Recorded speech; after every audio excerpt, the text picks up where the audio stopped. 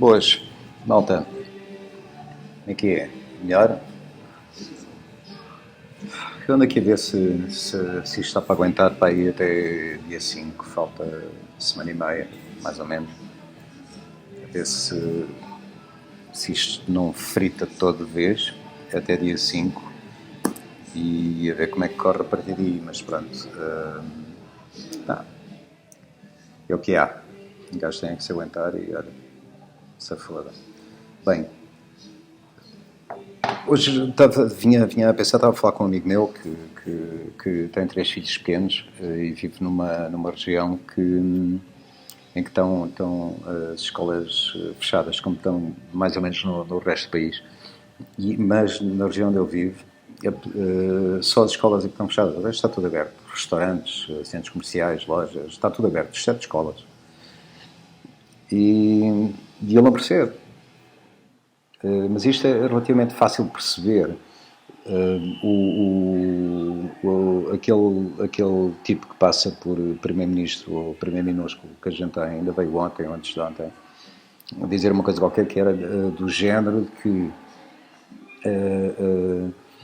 a estratégia de abertura ou de fecho das escolas tinha que ser uma estratégia nacional para que não se aumentassem as desigualdades, para que não houvesse miúdos que pudessem ter aulas, enquanto outros não as podiam ter. Isto é, desde sempre, é sempre a mesma receita socialista. Há um vídeo no YouTube que vocês procurarem da Margaret Thatcher. Aliás, os debates na Câmara dos Comuns em Inglaterra são a regra geral, são fabulosos. Mas há um vídeo da Margaret Thatcher em que ela faz uns gestos com os dedos, tentar explicar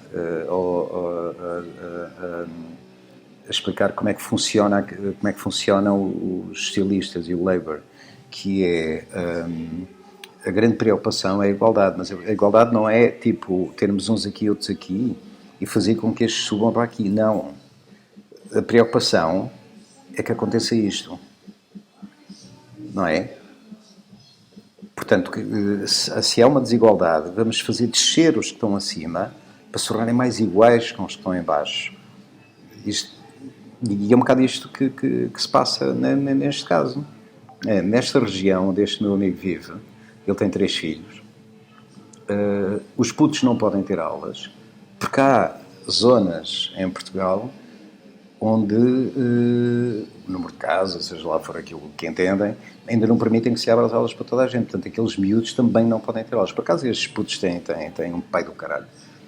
O puto mais velho terá aqui 10 anos, talvez, e a solução que este meu amigo lhe arranjou para ele não estar fechado em casa e para não o puto queria começar a jogar aqueles jogos de andar a matar gente e zombies nos jogos de vídeo, e a solução que este meu amigo arranjou foi muito simples: oferecer-lhe uma pressão de ar, uma katana e um machado, e vão os dois para a floresta armados. Não é? Mas pronto, mas pode. Este meu amigo tem uma cabeça diferente e vive num sítio onde pode fazer uma coisa dessas. Se vivesse no meio do Porto ou no meio de Lisboa, não sei o que, já não poderia fazê-lo. Já teria que se sujeitar a ter o puto agarrado a uma consola ou uma coisa qualquer do género a matar zombies num jogo de vídeo. Assim, olha, o puto tem 10 anos, pega numa pressão de ar, ou 9, e vai caçar pássaros. Tem a sorte, o miúdo tem a sorte de ter o pai que tem, e a família tem a sorte de viver onde vive. Mas a coisa dos socialistas é esta, quer dizer, não é fazer com que as pessoas cresçam, não. A igualdade é fazer com que aqueles que poderiam evoluir não evoluam. Portanto, a receita é sempre a mesma. A igualdade, tudo bem, toda a gente... Ninguém é contra que haja mais igualdade, ninguém é contra que haja mais equidade entre as pessoas. Agora, não é impedindo aqueles que se podem destacar ou que podem crescer, não é que se consiga qualquer espécie de igualdade minimamente razoável. Não é? Se a igualdade é empobrecer toda a gente, olha, o resto parte lá a igualdade, não é? Que se lixe a igualdade. Sermos todos iguais na pobreza e na miséria. Mas é sempre assim, é sempre assim. Vocês vejam, isto chega ao ridículo, porque não é uma questão nossa só. Aliás, falei há bocado na Thatcher, em Inglaterra, sobre isso, e já nos anos 80 ela falava nisso. Mas, por exemplo, a maneira como é medida a pobreza hoje tem paradoxos engraçados, que é, por exemplo, isto da maneira como a pobreza é medida. Por exemplo, se os 1000 luxemburgueses mais ricos se mudassem para Portugal, a pobreza aumentava. Se os 1000 portugueses mais ricos se mudassem para fora de Portugal, a pobreza diminuía.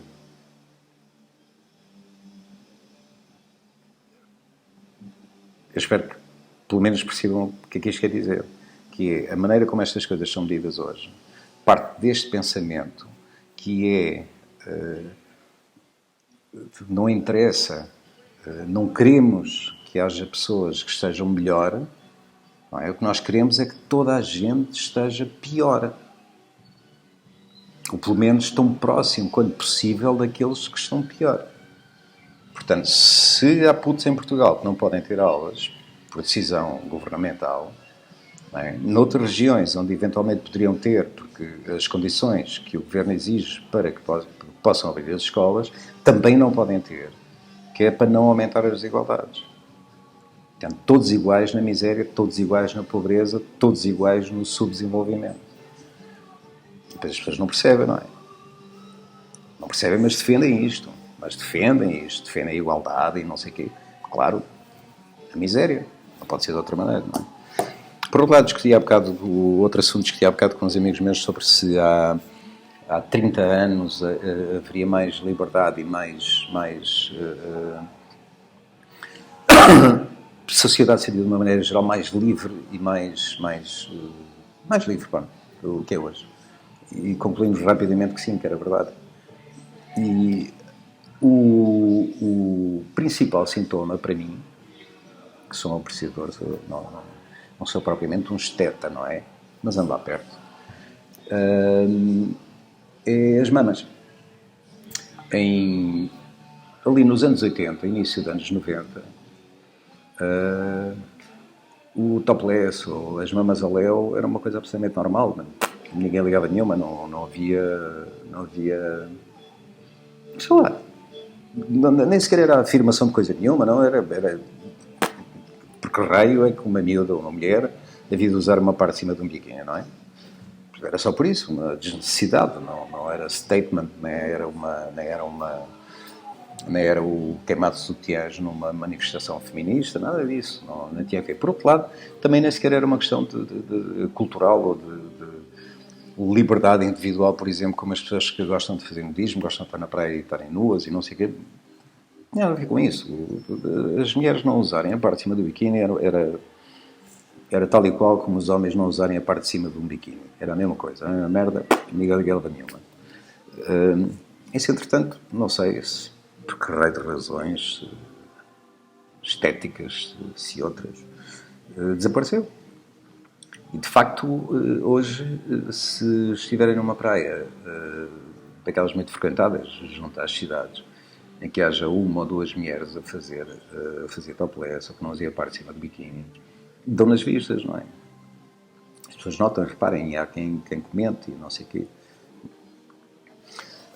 Mas o que é importante é, como dizia um dos meus amigos com quem falava disto, desta diferença de liberdade de há 30 anos para agora, é que, por exemplo, uma praia de nudismo nos anos 70, 80, 90 aparecia porque sim, não é? As pessoas iam para lá, estavam na praia nuas e não sei o quê, que eu não se sentia bem, mudava de sítio. E as coisas funcionavam naturalmente. Hoje não. Hoje, para vir uma praia em que é permitido o nudismo, é preciso uma série de assinaturas e de papéis e de burocratas a dizer que sim. Contaram-me o caso do tipo que fez o parque de nudismo da Oliveira das Meias, que viu-se aflito para conseguir ter aquilo e teve o projeto chumbado, sabem porquê? Porque não tinha casas de banho discriminadas. Estamos a falar de um parcampismo nudista. Quer dizer, a grande diferença é esta, é que Por exemplo, depois podem vir falar daquelas coisas, falámos daquelas coisas que aconteceram nos anos 80, como quando o Pato com Laranja passou na televisão, o Império dos Sentidos, ou isto ou aquilo. Só que a grande diferença é que as pessoas, a grande maioria das pessoas, estava-se cagando no que o poder dizia. Fosse da igreja, ou fosse do governo, ou fosse quem fosse, estava-se cagando. Essa liberdade funcionava de baixo para cima. As mulheres queriam fazer topless na praia. Não tinham ninguém a incomodá-las e faziam e não usavam a parte de cima. Nem chamar de topless até é estranho, não é? Queriam que não havia, era uma desnecessidade, era a mesma coisa que me dizerem a mim que andava de calções de praia para usar uma coisa qualquer a tapar os mamilos, ou não sei, era a mesma merda. Nós ou as mulheres era igual, nós ou as miúdas, as nossas amigas e namoradas, era a mesma coisa. Portanto, não havia aqui nenhuma manifestação de contrapoder, ou fosse aquilo que fosse, não. Estamos a falar de normalidade. Uma coisa absolutamente tão simples como, sei lá, beber um copo de água. Em relação ao nudismo é a mesma coisa, não é? As pessoas que gostavam de fazer nudismo iam para certas zonas, certas praias e não sei, mas não precisavam de autorizações burocratas nem de papéis de lado nenhum. Dizia que era autorizado, deixava de ser autorizado o nudismo naquela zona. Não é? E de repente, é preciso papéis de autorizações e o diabo 4. Quer dizer, não sei o que é que se passou entretanto, não faço a mínima ideia do que se passou entretanto, porque isto regrediu, só pode, regrediu completamente. E qualquer dia voltamos outra vez, sei lá, com os novos moralistas que aí andam, voltamos se não são moralistas para um lado, são para o outro. Não estou a falar dos moralistas em relação ao nudismo e à ausência da parte de cima de um biquíni. Estou a falar dos moralistas de maneira geral, porque a geração dos meus pais e a minha fez um combate difícil contra os moralismos, mas de repente millennials e Zs e o caraças serem uns moralistas piores do que a geração dos meus avós. Há-se lá perceber isto, não é? Mas pronto, já vão 12 minutos e antes que isto acabe quero só falar-vos aqui de duas coisas rápidas. Uma é voltar aqui aos meus russos, o último livro do Tolstói, que é este, Kaji Murat. Conta a história do Kaji Murat, um guerreiro checheno fundamental na guerra entre o czar da Rússia e os otomanos. Tem um romance maravilhoso. Foi o último livro escrito pelo Tolstói em 1904. É daqueles que se lê bem, lê-se rápido. Eu não ando aqui a querer aconselhar livros de 500 ou 600 páginas. Este tem 60 e tal, que é grande livro. O último livro do Lev Tolstói. Por outro lado, se falar-vos aqui de uma banda que eu não sou, como é que é dizer, particularmente fã, mas a quem tenho que reconhecer qualidades raras, e é Queen. Só há um álbum dois álbuns deles que eu realmente gosto. Um deles é o News of the World e o segundo é Live Killers.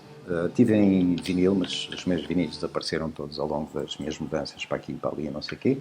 E há uns 20 e tal anos comprei este, só para ter um documento, Live at Wembley. E se há álbuns bons de Queen, são especialmente os álbuns ao vivo. Mas este Live at Wembley não se compara, nem chega nem perto ao que é para mim o melhor álbum de Queen. O melhor e talvez um dos dois únicos que eu compraria e teria em casa com gosto, que é o Live Killers. Começou com o We Will Rock You, que foi Live Killers é de 79, We Will Rock You, que foi editado pela primeira vez no álbum de 77, o News of the World, e que neste caso, no Live Killers, há uma aceleração do tempo da música. Não sei se conseguem ouvir aqui atrás, mas pronto. Há aqui uma aceleração e é engraçado porque há estudos que provam que a velocidade da música, a música mais rápida desperta emoções no cérebro. Houve experiências com isto, positivas e mais energéticas, e a música mais lenta desperta emoções mais negativas. Agora, esta versão do We Will Rock You, que é para mim um dos melhores singles sempre, se quiserem, A versão do Live Killers é completamente diferente de todas as outras e não tem comparação possível com nenhuma outra. Há de um álbum de 2004 uma tentativa de recriar esta versão do Live Killers, mas se quiserem ter um álbum de Queen é Live Killers, se quiserem ter dois é o News of the World, se quiserem ter três, esqueçam, são estes dois. Queen, Live Killers, We Will Rock You. E eu, de repente, não sou nem musical, nem músico, nem. Como é que se diz? Bem, não sou nada disso, não percebo nada disto, mas o tempo neste. E eu sou um gajo que tenho dificuldade em distinguir entre um alegro e um presto, sei distinguir um adagio de um prestíssimo ou uma coisa assim do género, mas o que é certo é que este We Will Rock You e outros temas que estão neste álbum, o Let Me Entertain You, sei lá, e, aliás, o We Will Rock You é tocado 2 vezes neste concerto, a segunda imagino que não encore, e a segunda vez já mais próximo da versão original que saiu no News of the World, mas a música We Will Rock You na entrada do concerto é a melhor versão de sempre deste tema, de sempre, não é imbatível. E embora eu não seja, como disse, não sou grande fã de Queen, mas tenho que reconhecer o mérito de serem grandes músicos, e o Freddie Mercury, de facto, era um frontman como poucos se comparam. No Live Aid de 85, eu lembro de ficámos acordados de madrugada em casa do Vasco e do Gonçalo Vila de Freitas a ver o concerto, e houve 2 concertos marcantes, um foi de U2 e o outro foi de Queen. O de Queen, muito graças ao Freddie Mercury, porque de facto era um frontman como havia poucos. E eu não sou fã de Queen nem grande apreciador, mas reconheço-lhes um mérito enorme. De resto, pá, mamas ao léu, meu.